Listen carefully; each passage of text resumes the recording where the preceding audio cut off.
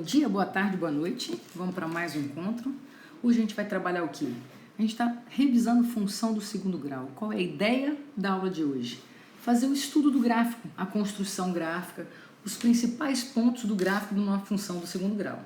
Então vem comigo, vamos lá. A gente está trabalhando com a MAT 1, na segunda série. E a ideia depois é fazer alguns exercícios para o PAIS. Vem comigo. Vamos lá, o que a gente viu da nossa função do segundo grau? Deixa eu puxar para cá. Professora, a gente trabalhou semana passada, revisando, que a função do segundo grau nada mais, nada menos, que era dada por ax ao quadrado mais bx mais c, beleza? Com coeficientes a, b e c pertencentes ao conjunto dos reais. E com um simples detalhe, o meu coeficiente a, ele tinha uma condição. Ele não podia ser zero. Porque se ele fosse zero, era uma função do quê, gente? Do primeiro grau. Tá, beleza. O que a gente estudou, né, ano passado, quando estávamos trabalhando com função do segundo grau? Professora, a gente começou trabalhando, identificando se a funçãozinha que eu estava trabalhando, os pontos onde ela interceptava, né, o gráfico, onde ela interceptava o eixo x e o eixo y, beleza? Ok, só que antes de a gente definir esses pontos, a gente construiu um gráfico qualquer. Vocês estipularam, jogaram valores quaisquer para valores de x, né, valor numérico de x, e eu automaticamente tinha o meu y, a minha imagem correspondente. Então a gente começou a trabalhar com a ideia do quê? Dos pares ordenados que se formavam, x e y.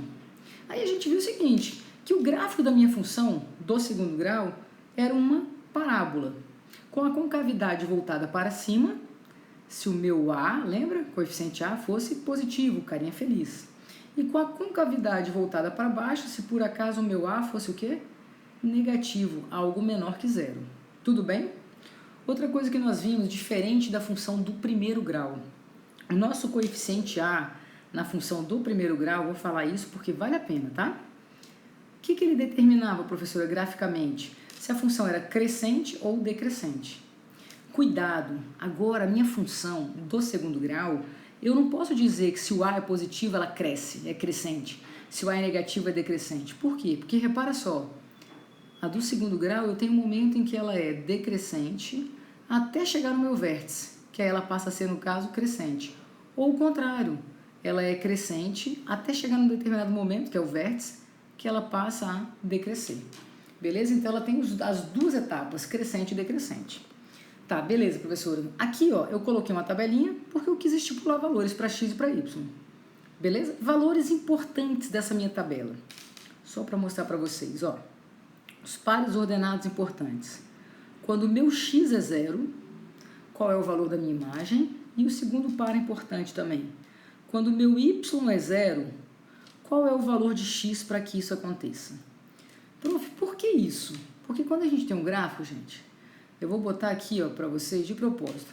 Se eu colocar aqui, ó, um ponto 3, colocar um ponto aqui, ó, 1 e um ponto aqui, 4. Você vai falar para mim o seguinte, esse ponto aqui, se eu chamar de ponto A, ponto B e ponto C, quais são as coordenadas dele?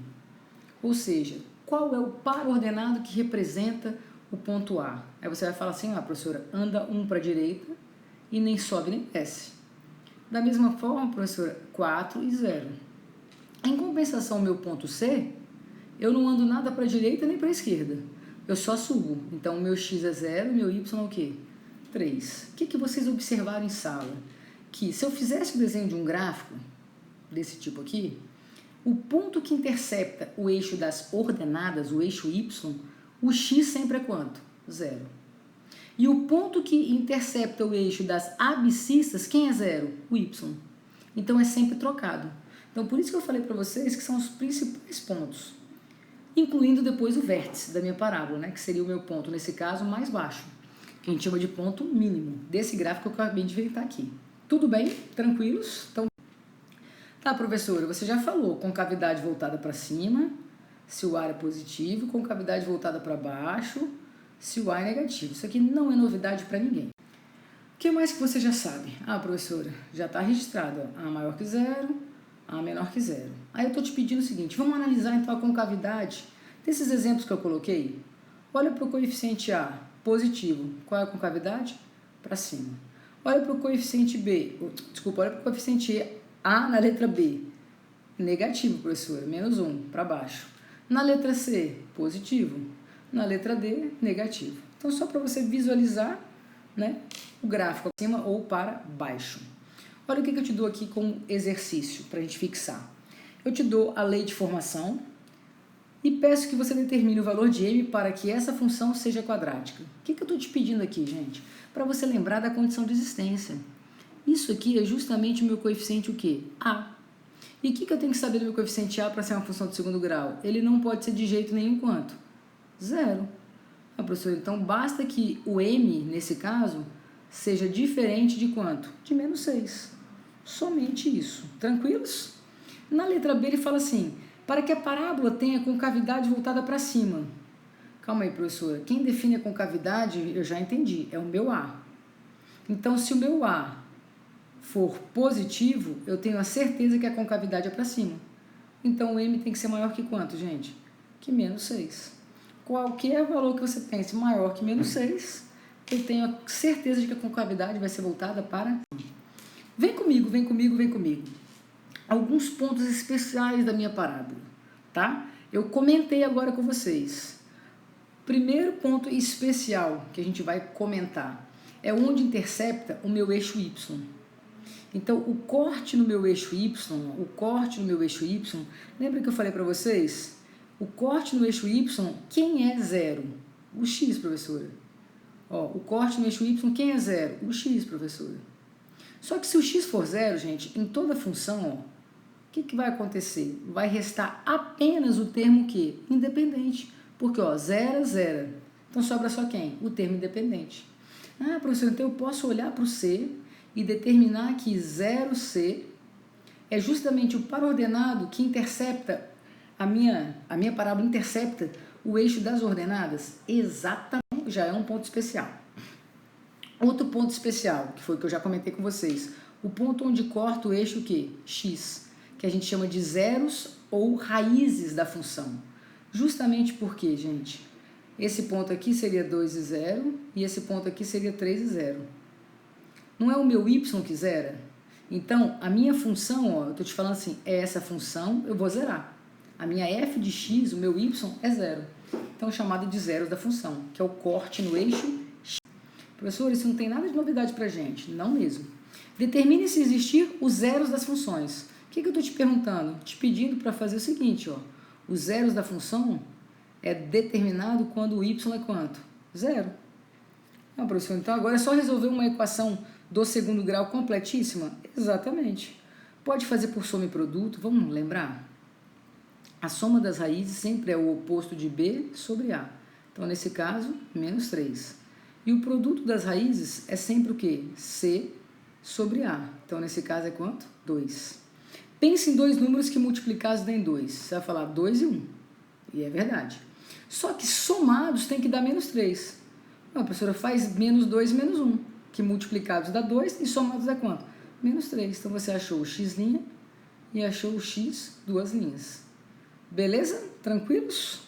Isso é só um exemplo. Então, quando eu falo de zeros da função, o que eu quero que você lembre? Vou zerar a minha f de x, a minha g de x e assim por diante. Tá? Professora, faz só mais uma, letra B? Vamos lá. Vou aplicar delta. B ao quadrado menos 4AC. Adivinha o que vai acontecer aqui, gente? 1 menos 8. Eita, poxa, isso aqui vai dar -7. O que a gente aprendeu do estudo do discriminante? Que se o delta era negativo, eu não tinha o quê? Raízes reais. Então, o que significa nesta função? Eu não tenho raízes reais, então não intercepto o eixo de quem, gente? X. Beleza? Vamos seguir aí comigo.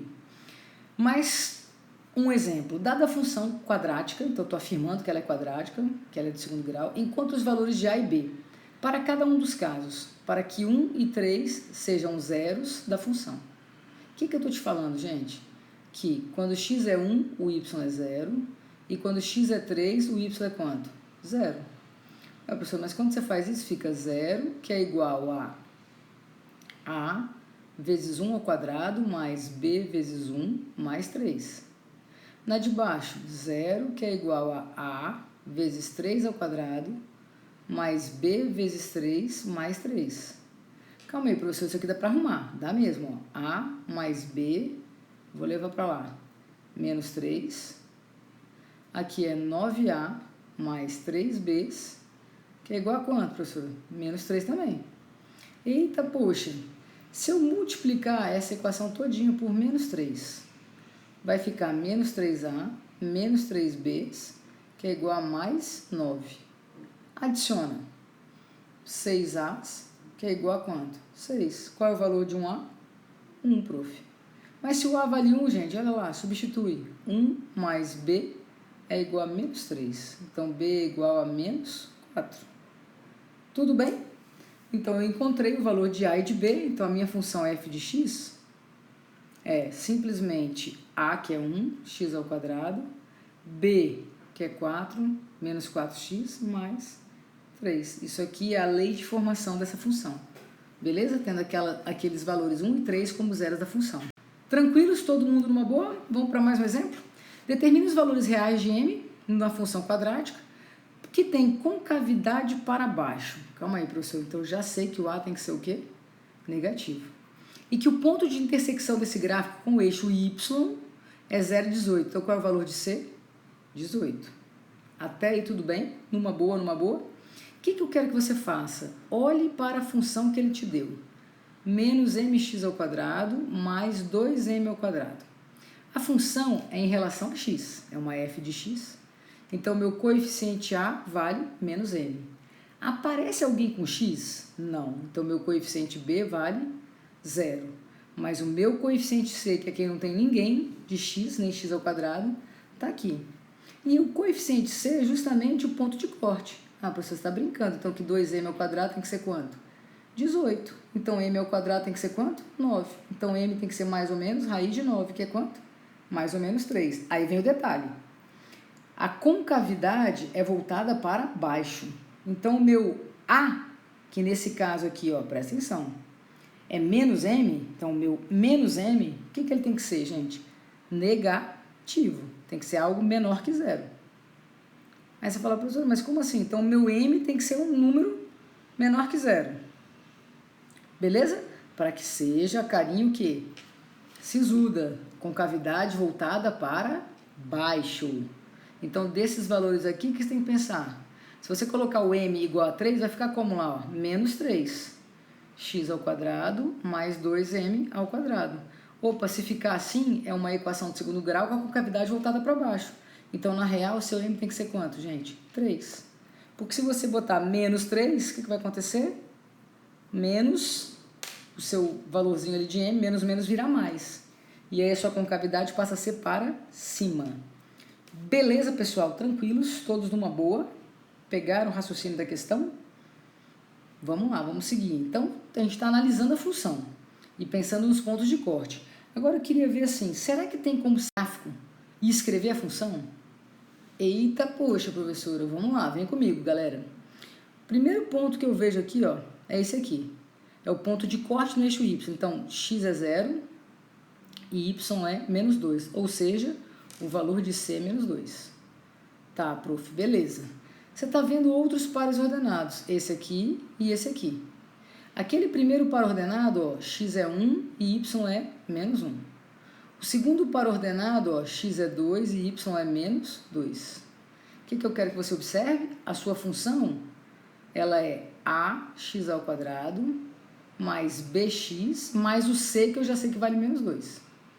Ok, ok, ok. Professor, eu posso aplicar, então, nessa função, esses dois pares ordenados.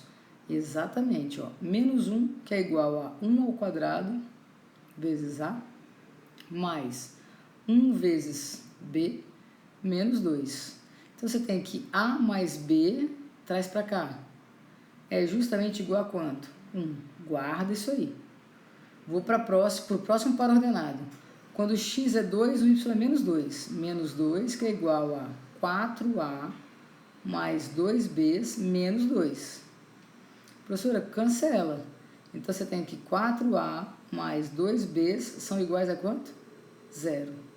Duas equações, duas incógnitas. Pô, professor, ficou fácil. Multiplica por menos 2 aqui. Fica menos 2A's, menos 2B's, que é igual a menos 2. Traz para cá.